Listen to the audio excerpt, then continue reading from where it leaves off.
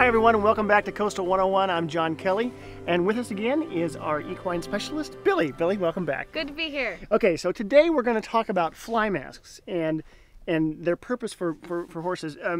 Billie, what is the reason for these things? It's just really good for the summertime or even winter, just to keep all the bugs and goo out of their eyes. It's also a good sense of a sunglass for your horses. If they have a white face, it'll help block the sun, and when it gets hot, or if your horse has goo in its eyes, the flies tend to stick to it, and it makes them really uncomfortable, and it can actually make them sick. Oh. And so it's just a good coverage to keep over your horse, especially if they're going to be out in a wet field, something that they graze on during the summer. It'll just keep all the nasty stuff out of their eyes. Okay, well, so why don't you show us how to apply this? Absolutely. So there's tons of different kinds of fly masks. This one's super simple. You just put it right over their ears, and it goes between both ears.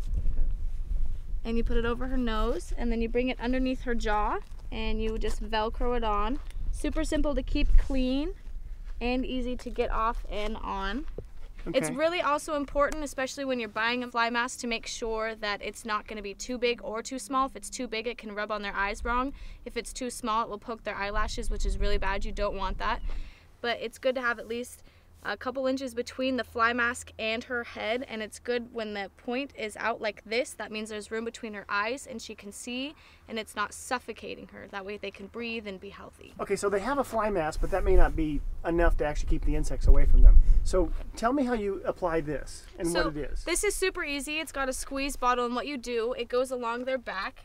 It's good for cattle and cows and sorts of things like that, but for horses, you want to take it along their back line like this and just simply get the measurement of how much you're using, and then you just simply go along with an even pressure, and you go down their back all the way down to their bone. If you do put too much of it on, it can make your animal sick. There's lots of directions that tell you how much, depending on your animal's weight, of what you want to put on, and there's a measurement on the packaging itself, which is very useful, and it doesn't squeeze out unless you're squeezing the bottle. So you'll squeeze it into here for how much you want, and then you just simply have to pour it evenly along their back line. That's the concentrate. This is the fly spray. What's the difference?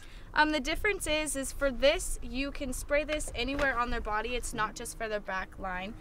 You don't want to put it on their head, and that's why we have a fly mask. We have lots of closure and control for the flies, and they get sticky and sweaty underneath, and this is where the flies and bugs like to accumulate up here in this region and back here and on their hind end.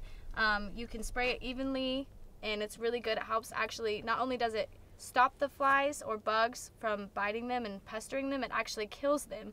And so it's good to just go through once or twice a day, morning and night, and spray them down if they're going to be out on a wet pasture eating, or if you just are around a lot of bugs.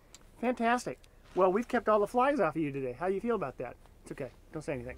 Thanks so much, Billie. I appreciate your time. Thanks for having us. See you next time. Bye-bye. Coastal is your home for all of your equine needs.